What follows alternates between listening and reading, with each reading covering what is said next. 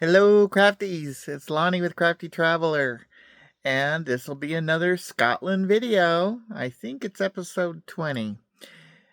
Probably the second to the last episode. In this episode, we go to the St. Andrews Golf Club. I'm going to preface this by saying I'm not a golfer. I really don't know much about golf. But I did the tour because I thought it would be interesting and I might learn something. It's a beautiful area, and the golf course is very pretty. I looked up some history about the golf course. The old course at St. Andrews, known as the Home of Golf, is the oldest golf course in the world, with a rich history dating back to the early 15th century. The old course at St. Andrews, also known as the Old Lady or the Grand Old Lady, is considered the oldest golf course in the world, and it is a public course over common land in St. Andrews, Fife, Scotland. The clubhouse sits adjacent to the first tee, although it is but one of many clubs that use the course. St. Andrews Golf Club, the New Golf Club, St. Regulus Ladies Golf Club, and the Rule Club are the others that belong to the clubhouse. They have playing privileges of the course. Originally known as the golfing grounds of St. Andrews, it was not until the new course was opened in 1895 that it became known as the Old Course. Golf was becoming increasingly popular in Scotland until James II of Scotland banned the game in 1457 because he felt that the young men were playing too much golf instead of practicing their archery. The ban was upheld by James III and remained in force until 1502, when James IV became the golfer himself and removed the ban. In 1552, Archbishop John Hamilton gave the townspeople of St. Andrews the right to play on the links. In 1754, 22 noblemen, professors, and landowners founded the Society of St. Andrews Golfers. This society would eventually become the precursor to the R.N.A., which is the governing body for golf everywhere outside of the United States and Mexico. St. Andrews Links had a scare when they went bankrupt in 1797. The town council of St. Andrews decided to allow rabbit farming on the golf course to challenge golf for popularity.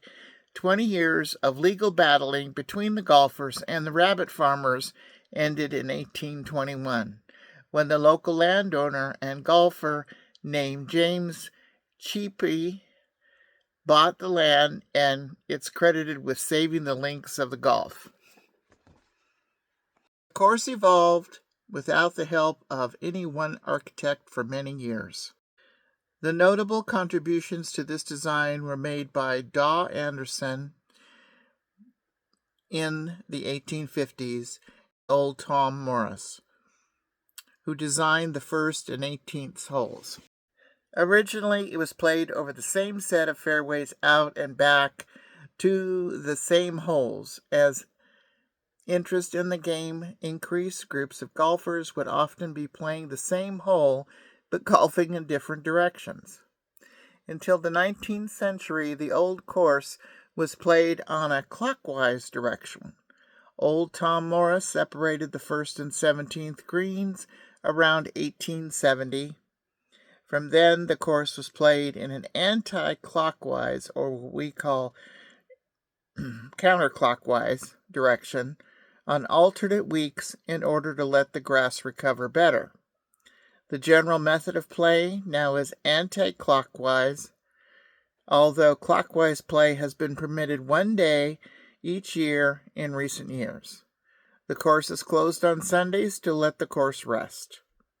On some Sundays, the course returns to the park for all the townspeople to come out to stroll, picnic, and enjoy the grounds. Okay, here's the video of St. Andrews Golf Course Tour. I hope you enjoy it.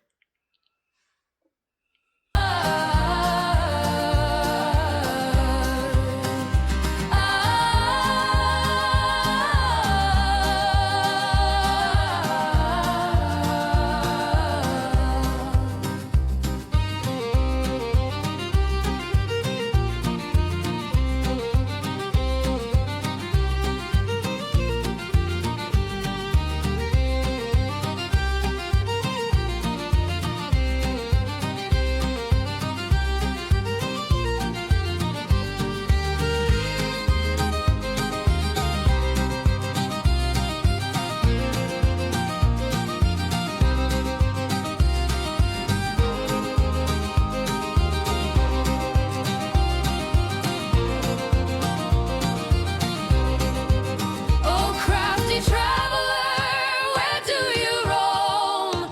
Through castles and highlands, far from home. The bagpipes sing, the rivers hum. Scotland's calling, the journey's begun.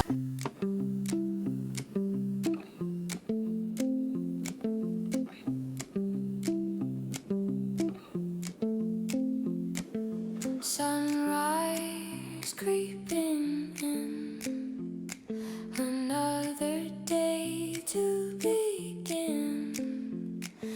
Fairways calling, I keep stalling. The green, the dream, fairway blues. The Ladies Putting Club. The Himalayas, the humps and bumps are natural.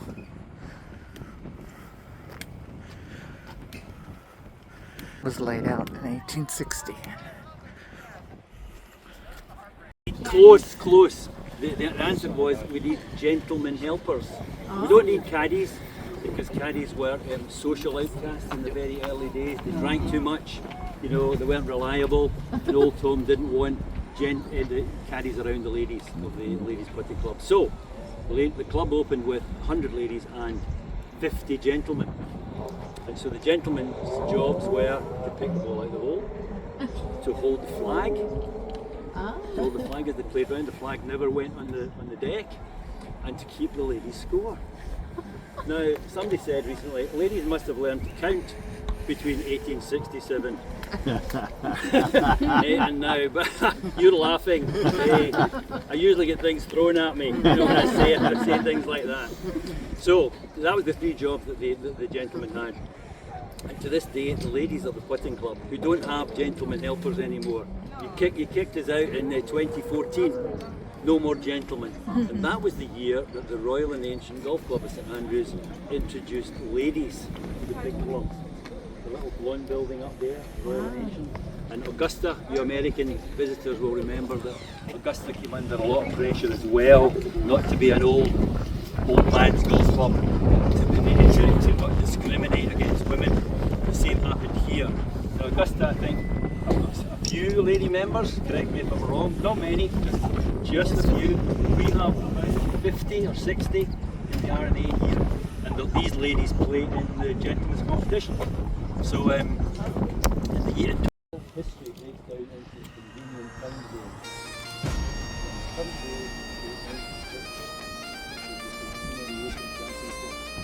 Right where we are standing. The fairway, 130 yards wide. Heavy wind from the west. That helps the ball bounce around here. If there's a wind from the west, it cuts the ball short. 45,000 rounds of golf are played every year, and the course has very little divots. It is rough grass. The grass is very hardy and rough, hard. Grass doesn't grow because it's on 30 meters of sand. It costs 340 pounds to play around on the old course. They have a caddy, which costs more.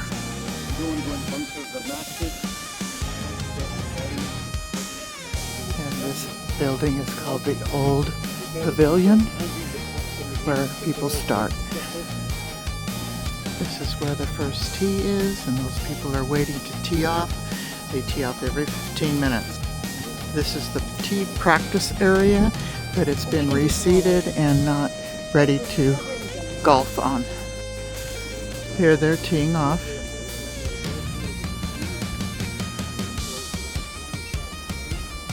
Granny Clark's Wine is a public right-of-way road. People walk across it as well as drive. The clubhouse is built in 1854.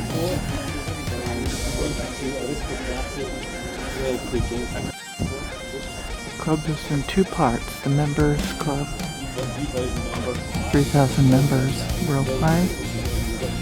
Difficult to get in, you have to be invited.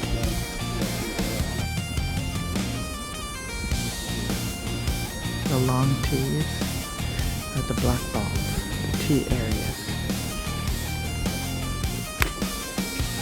A little to the left.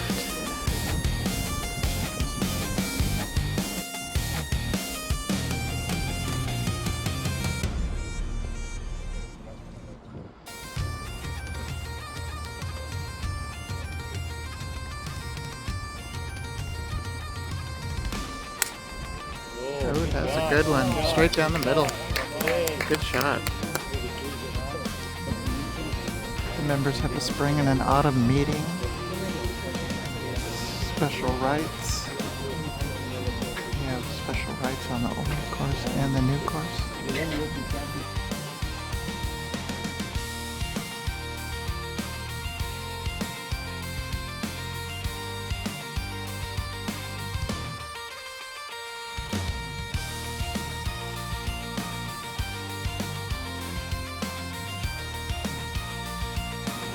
The original rule of golf started here, and all over the world they play with St. Andrew's rules.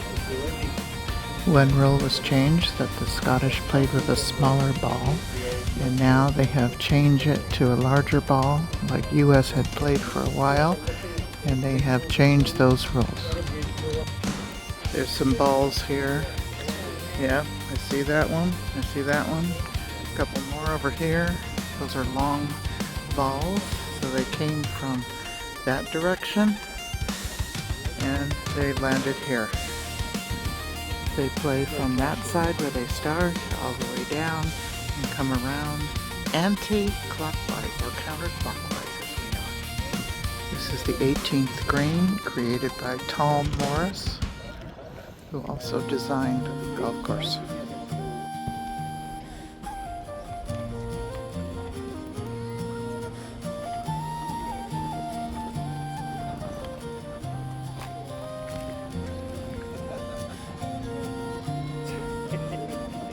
Bit past.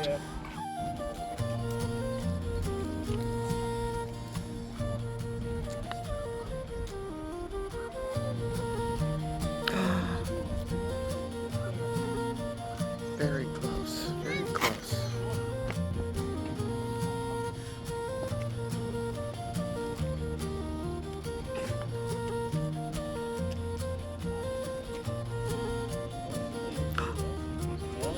Closer.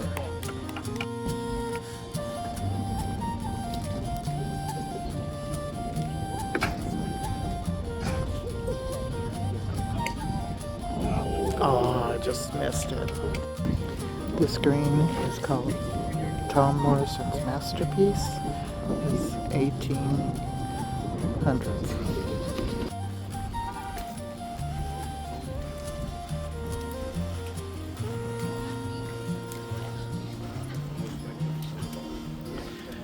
Tom Morris lived and worked in this shop, The Open, where he made golf clubs.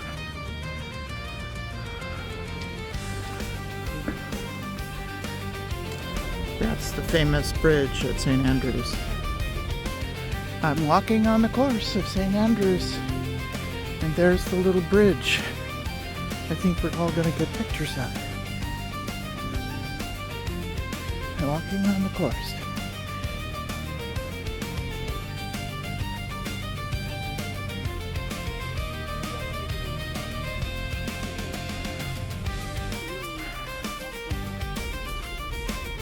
here I am, posing on the St. Andrews Bridge.